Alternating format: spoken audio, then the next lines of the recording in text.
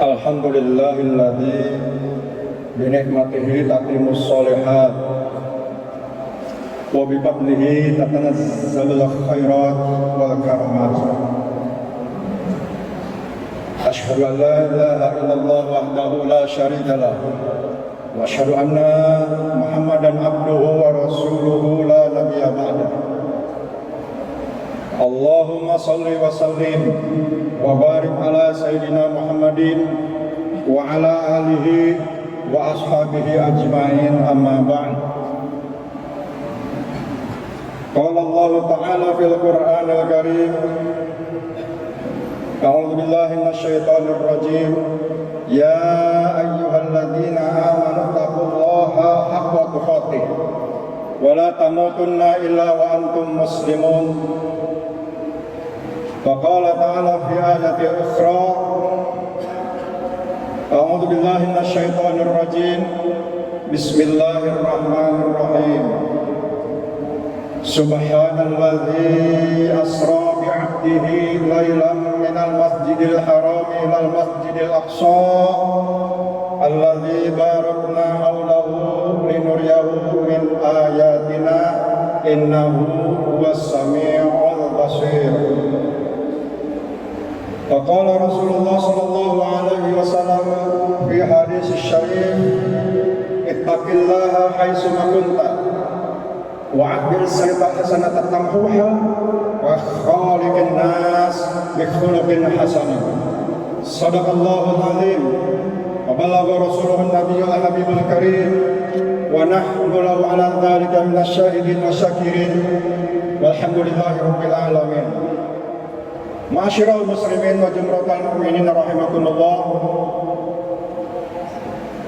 Di tempat yang mulia ini, di mimbar yang megah ini, di hari Jumat Sayyidul Ayyam, khatib tidak segan-segannya dan tidak jemu-jemunya untuk menyampaikan suatu wasiat khususnya untuk pribadi khatib dan umumnya untuk jamaah sekalian. Marilah kita bersama-sama meningkatkan ketakwaan kita kepada Allah Subhanahu wa taala. Takwa yang sebagaimana dideskripsikan oleh para ulama, intisalu awamirillah wa ijtinabu nawahihi sirran wa alaniyatan batinan wa dhahiran. Takwa itu mengadu hati melaksanakan segala perintah-perintah Allah dan meninggalkan segala apa yang dilarangnya, baik sembunyi-sembunyi maupun terang-terangan, baik secara lahiriah maupun secara batiniah. Hadirin yang dirahmati Allah Subhanahu wa taala, akhir-akhir ini, di tahun ini, banyak sekali peristiwa, kejadian-kejadian yang melanda seluruh negara-negara.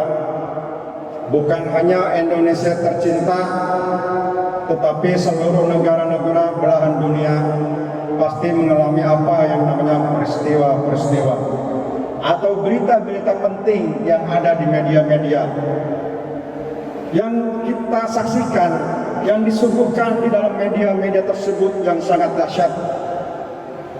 Di Indonesia sendiri, peristiwa-peristiwa penting yang telah kita lalui beberapa hari yang lalu. Bahkan kita terlena dan lupa bahwa ada peristiwa yang lebih penting bagi umat Islam, yaitu apa? Peristiwa yang sering kita tonton di media-media televisi maupun media-media sosial, yaitu perangnya antara Israel atau Yahudi dan Palestina. Sungguh mengenaskan di era yang dikatakan penjajahan di atas dunia harus dihapuskan, tapi nyatanya Yahudi dengan segala keangkuhan dan kesombongannya, mereka Yahudi membombardir habis,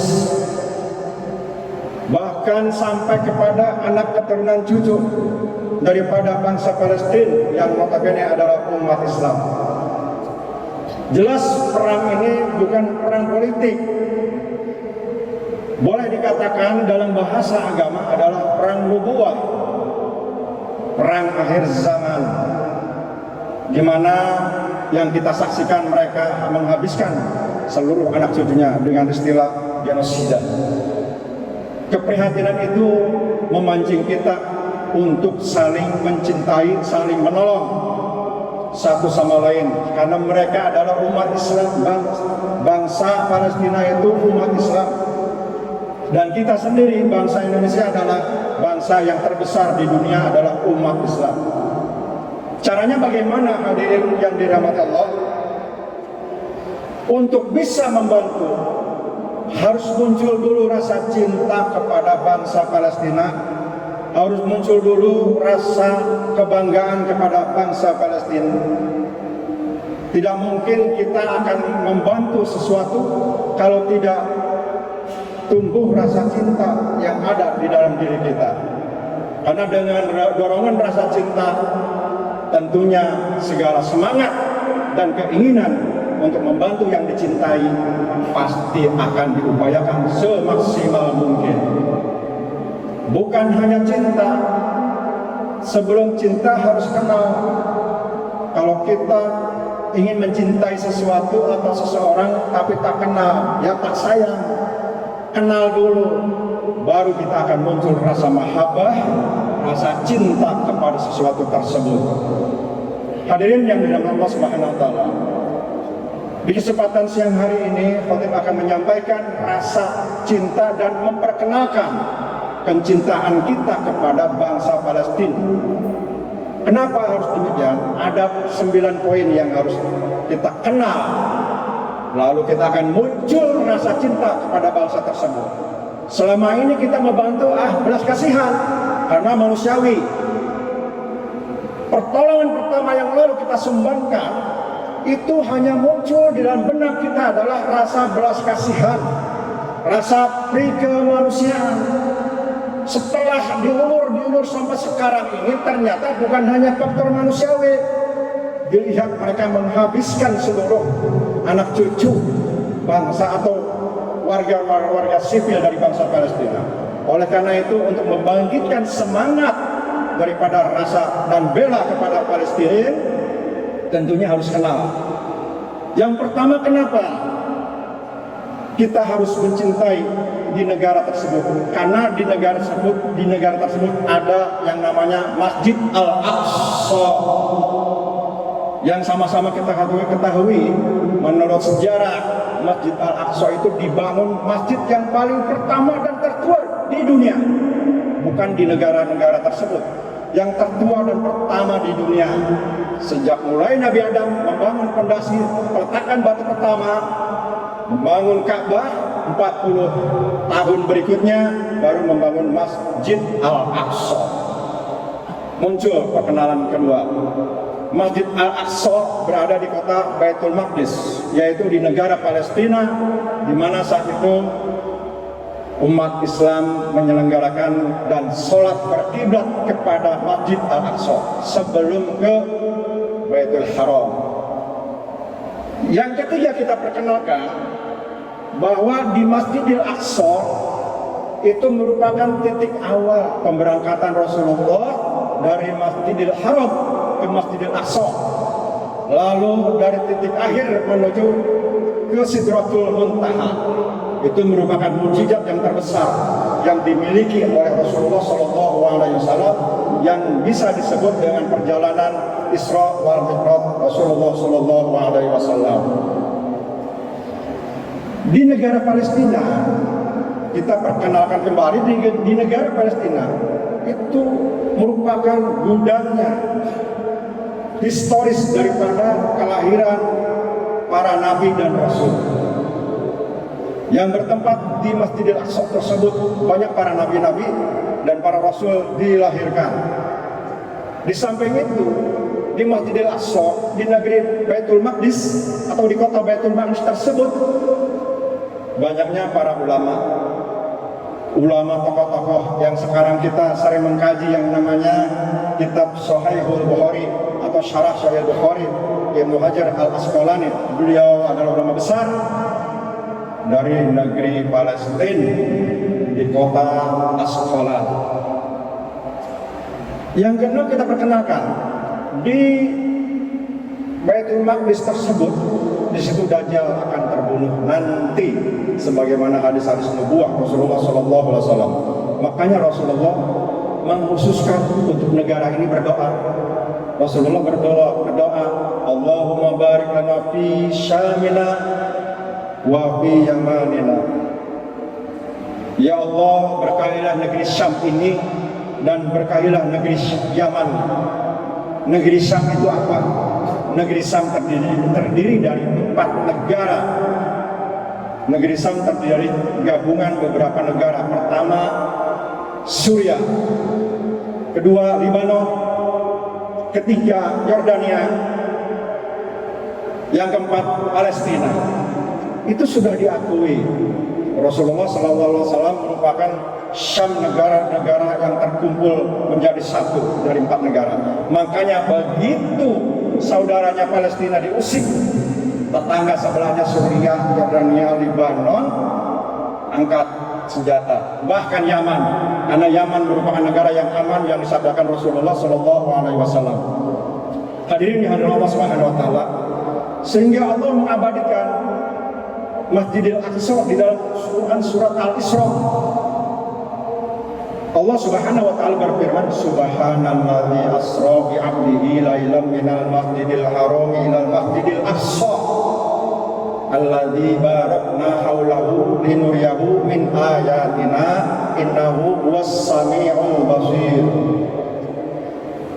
Subhanalladzi asra, maha suci Allah yang telah memperjalankan bi 'abdihi lailan, memperjalankan seorang hamba di satu malam, minal masjidil haram ilal masjidil aqsa, dari masjidil haram Makkah menuju ke masjidil aqsa di Palestina, alladzi barakna haulahu, dan Allah akan memberkahi haulahu, negeri tersebut atau di sekelilingnya, linuriyahu min ayatina, dan diperlihatkan tanda kebesaran Allah.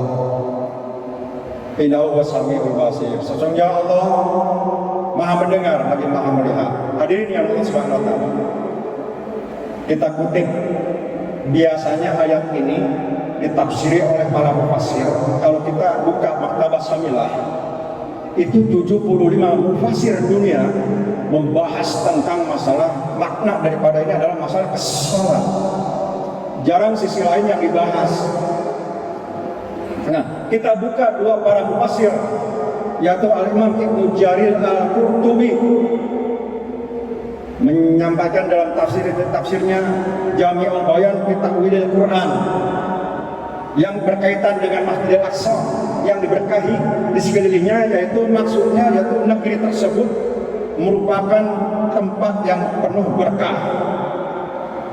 Negeri itu diincar oleh beberapa negara sekeliling. Walaupun sekeliling negeri tersebut gersang, tandus, tetapi negeri itu tanpa ada musim buah-buahan ada terus, air berlimpah, kehidupan masyarakatnya mewah, penuh ketakwaan. Itu yang dimaksud diberkahi. Pantas-pantas Israel akan membombardir dan membunuh hangusan mereka, karena negeri itu subur. Kalau kita melihat dari sisi geografisnya, negeri itu dihapit oleh yang namanya Laut Merah. Ke atas sedikit ada yang namanya terusan Suez. Terusan Suez itu pintu gerbang yang menghasilkan uang banyak. Beberapa negara-negara untuk melintasi negara Eropa melintasi negara Asia harus masuk ke yang namanya terusan Suez itu. Tentunya itu aset investasi yang bisa menghasilkan uang. Kalau Yahudi mau menguasai itu negara Palestina atau negeri-negeri Syam, bahkan Mesir saat ini akan dicaplok, maka jangan ke depannya Yahudi akan menjadi orang negara yang kaya raya, makmur, dan menguasai seluruh perdagangan di dunia. Hadirin yang Allah Subhanahu wa taala, kita tafsiri berdasarkan tafsir Sayyid Al-Qurtubi di dalam tafsir fi Zilalil Quran. Surat Al-Isra itu bukan hanya untuk historis sholat. Ternyata surat Al-Isra itu mengandung dan menginspirasi akan hancurnya bangsa Yahudi. Kalau Yahudi semakin merangsek, semakin membombardir, mereka semakin hancur nanti di kemudian hari. Karena sudah dicatat dalam Al-Quran kesalahan, dosa-dosa, kezaliman yang pertama lalu, ini yang kedua akan diulangi lagi. Mereka yang hancur dan sehancur-hancurnya. Di dalam tafsir fi Zilzalil Quran karangan Sayyid Al-Qurtubi. Hadirin yang dirahmati Allah Subhanahu wa taala.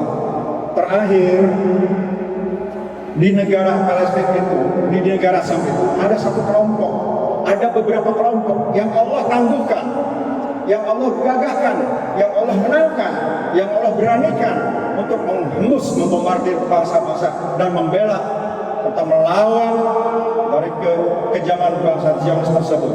Berdasarkan hadis yang cukup panjang, yang artinya dari Ibnu Hawalah. Ibnu Hawalah itu salah satu panglima perang Rasulullah. Beliau menyampaikan, saat itu akan muncul pasukan perang yang berkelompok-kelompok. Bercerita Ibnu Hawalah. Saat itu berarti bukan saat yang beliau alami, tapi nanti kapan wallahu alam, apakah sekarang?